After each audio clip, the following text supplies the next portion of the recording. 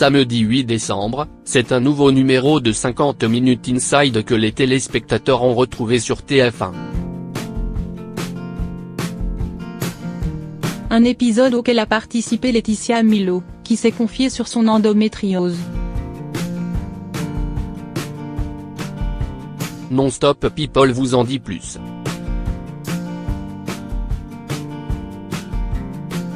C'est une maladie qui touche une femme sur 10 dans le monde entier, ou 20% des femmes dans le monde, selon certains experts, note de la rédaction, y compris Laetitia Milhaud. Depuis plus d'1 an, l'ex-actrice de Plus belle la vie assume son combat contre cette pathologie gynécologique, première cause d'infertilité en France, toujours très méconnue du professionnel de la santé. Mais si la comédienne s'apprêtait à dire adieu à son rêve de mère, à cause de cette maladie, Laetitia Milhaud annonçait être enceinte de son tout premier enfant en novembre 2017, dans les colonnes du magazine Gala. Une petite fille née le 14 mai dernier et que l'actrice a prénommée Niana. Depuis, Laetitia Milhaud nageait dans le bonheur aux côtés de sa petite famille.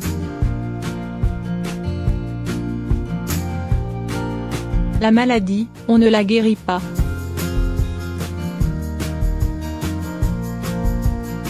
Si elle a réalisé son rêve de maternité, Laetitia Milhaud n'en a malheureusement pas fini avec l'endométriose.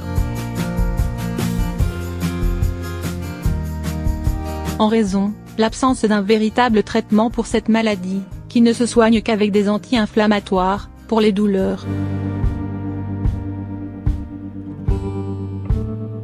Dans une interview accordée à l'émission 50 Minutes Inside, diffusée samedi 8 décembre, Laetitia Milhaud s'est donc confiée sur cet engagement pour les femmes atteintes d'endométriose, dont elle est devenue le visage en France. C'est vraiment un engagement où je me suis mise à nu. C'est important pour faire avancer cette maladie, a-t-elle d'abord expliqué. Avant de se laisser envahir par l'émotion. Maintenant que ma fille est là, ça me donne envie de me battre encore plus. Vous imaginez quand on se met à la place de ces femmes qui souffrent en silence, qui ne peuvent plus bouger de chez elles, handicapées par rapport à cette maladie de M, excusez-moi du terme.